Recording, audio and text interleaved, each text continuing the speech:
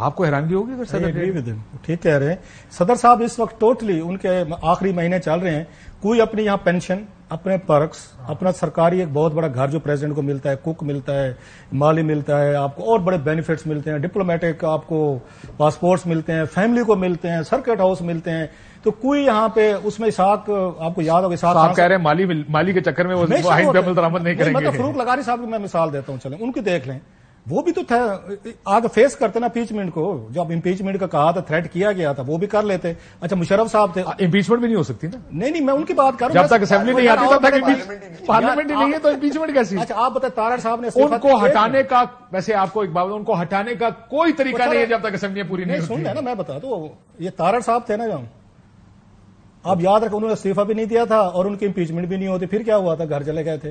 سو یہ کوئی آپ گھر بھیجنے کے ان کے پاس بہت 101 فارمولے چلے جائیں گے نا. میں وہی کہہ رہا ہوں، گھر چلے گئے پھر نہ پینشنیں ملنی ہیں، نہ پرکس ملنے ہیں، نہ ملنے. اس لیے فروخ لغاری صاحب جو ہیں، انہوں نے شاہد حامد صاحب جو گورنر بعد میں بنے تھے، ان کو بلا کے پوچھا تھا کہ ان کیس اگر میں امپیچمنٹ کو فیس کرتا ہوں تو یہ پینشن پاک ہوا کا حضور ہے تو پھر آپ کو نہیں ملیں گے، تو انہوں کا استعفا دے دیتے ہیں. یہ صرف ایک نہیں ہوا ان کے کیسز میں. لہٰذا یہ الوی صاحب جو ہیں یہ 5-6 سال بڑے سمجھدار آدمی ہیں، اتنے بھی مطلب جذباتی نہیں ہے جتنا آپ نے ان کو سمجھ لیا ہے. اور وہی کچھ کریں گے جو اظہر کہہ رہا ہے، اگر اطہر کہہ رہا ہے کہ جہاں سے ان کو بتایا جائے گا. آپ پچھلے ان کو دیکھ لیں 5-6 مہینے سے again is acting like a good kid. وہ جو پہلے تھے نہیں کرتے، انہوں نے کہا سمری پہ. لیکن آئین کا کلیش کیوں نہیں آیا نا؟ بات وہ ہے کہ آئین کی جب سپریم کورٹ سے نہیں مانی گئی. ایک یہ بار بار آپ آئین کا ذکر کر کے ہمیں چھیڑ رہے ہیں یا قوم کو چھیڑ رہے ہیں، کس کو چھیڑ رہے ہیں؟ یہ آئین کا پلیز سر اس ملک میں آئین کا ذکر کریں یا نہ کریں، پہلے تو یہ فیصلہ کر کے سپریم کورٹ بار ایسوسیشن. دیکھیں میں تو کہتا ہوں ہم تو کھڑے ہوئے آئین اور قانون کے ساتھ، ہم نے تو اپنے رول پلے کرنا ہے. ٹھیک ہے، اب آپ صحیح کہہ رہے ہیں، ایسوسیشن بھی واحد ہی ہے جو ملٹری کورٹ کے خلاف بھی گئی. اور اگر بھون صاحب ہوتے بھی تو انہوں نے ادھر بھی نہیں کھڑے ہونا تھا.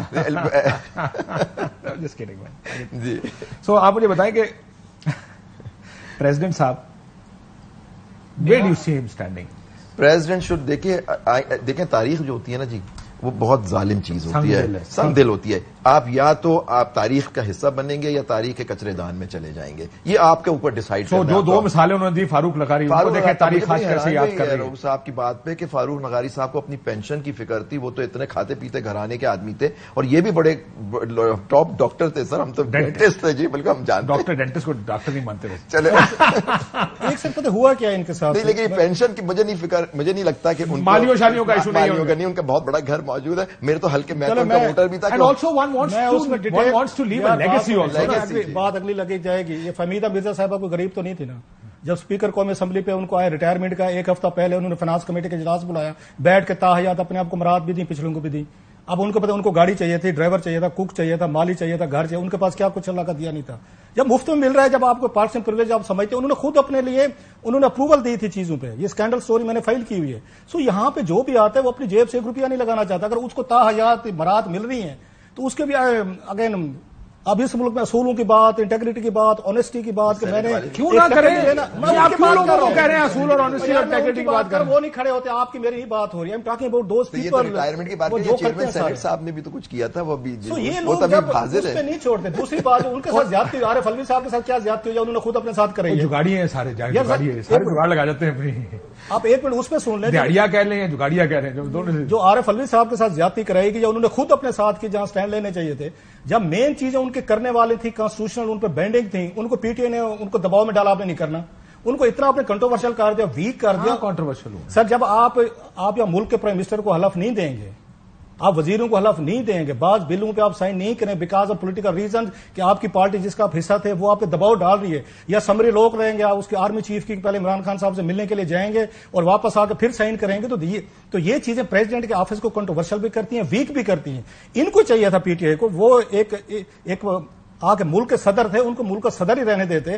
اپنی پارٹی کا ورکر بنا کے ہر وقت اپنے پاس بلا لینا، لاہور بلا لینا، وہاں ریمنڈ بلا لینا اور ہر چیز پہ ڈکٹیٹ کرنا، اس کو ویک ہوئے ہیں. اور ان کی ویکنیس جو ہے اس وقت پی ٹی آئی کے ان کے پولیٹیکل انٹرسٹ کے خلاف جا رہی ہے.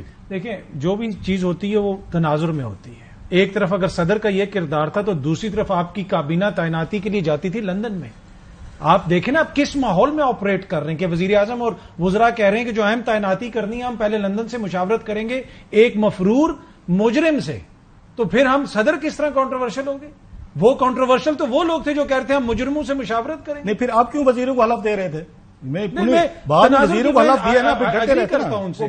डटे रहे ना, बात कर नहीं मैं खड़े लार्जर पे नहीं, किस बात ये कि माहौल में पहले ऑपरेट कर रहे हैं आपने 6 महीने रजिस्ट किया, नहीं किया आपने, फिर 6 महीने सारे वही काम किया जिसका रजिस्ट किया। सो अलवी साहब में कोई स्पाइन नहीं है उनको। जो ये बात अत्तर ने पहले की थी ना, जो यहां से बड़े भाई कह देगा ना, बिग ब्रदर कह देगा, अलवी साहब उसी एक तरफ कहते हैं वो सारा कुछ करके कंट्रोवर्शियल हो गए, दूसरी तरफ कहते हैं स्पाइनलेस है। यार को फैसला तो कर ले पहले, वो किस तरह पहले की बात हो, जब उन्होंने आके वजीर आजम को, उन्होंने वजीरों को या बहुत सारे इंपॉर्टेंट लेजिस्लेशन पे उन्होंने असेंट नहीं दी थी, उनकी मैं बात कर रहा हूं। अपने आखिरी 6 महीने, मैंने ब्रेक से पहले उनसे बात कर आखिरी 3 महीनों में 4 महीनों में वो वीक हुए, मैं ये बात कह रहा हूं। आपकी दफा ये ब्रेक के बाद आगे फिर इस पे मजीद बात। कौन दिलशाद साहब, अगर प्रेसिडेंट तारीख दे देते हैं जो कि आइन के तहत उनका इख्तियार है, इलेक्शन कमीशन क्या करेगा?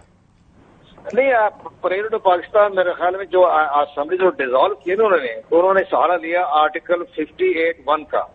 उन्होंने जब असेंबली डिसॉल्व की थी तो उन्होंने आर्टिकल 48 का सेक्शन 4 का हवाला नहीं दिया था, वो उन्होंने आर्टिकल 58 के तहत किया। तो अब वो अगर तारीख देना चाहें भी गई तो अब वो तारीख देने का मजाज नहीं रहे कि उन्होंने इलेक्शन एक्ट जो है हमारा 57, उसमें तो उनको जो तमाम इख्तियार दे रहे सदर के, वो इलेक्शन कमीशन को मुंतकिल कर दिया हमारी पार्लियामेंट में बिल में, और बिल पर दस्तखत भी सदर साहब ने कर दिया, बिल पास भी हो गया। तो ये इन हालात को देखते हुए प्रेसिडेंट साहब जो है अपना आर्टिकल 48 का जो आप बता रहे हैं, और हमने ही पढ़ा है उसका, हमें भी ये ख्याल था कि शायद जब असेंबली डिसॉल्व करेंगे तो 7 तारीख को दे देंगे, लेकिन हुकूमत पाकिस्तान ने जो उनको एडवाइस भेजी वो आर्टिकल 58(1) के तहत भेजी, इसमें तारीख का जिक्र नहीं था। इस लिहाज से सदर ममलकत मेरे ख्याल में खामोशी इख्तियार करेंगे, वो अपने आर्टिकल 50 अपना नहीं कर सकते। मैं थोड़ा, क्योंकि 58 में जरूर 58 में ही तहलील को पावर होती है, लेकिन 58(5) कहता है कि जब वो डिसॉल्व करेंगे, मतलब करेंगे तो तारीख के वो उनके वो 48 58 अगर इस्तेमाल किया तो 58 का 5 भी इस्तेमाल कर 58 नहीं है, वो 48 है सर। ये 58 की बात है, 58 वो 48 की बात है, 48(5) में है, वो 48 में इनकी है, और 50 ये बात कर रहे हैं कि 1 में जिसमें 48(2)B हुआ करता था, आपको याद है जब प्रेसिडेंट डिसॉल्व कर दिया करता है 2B, आपको याद है, तो 58(1) की कमर साहब बात कर रहे हैं।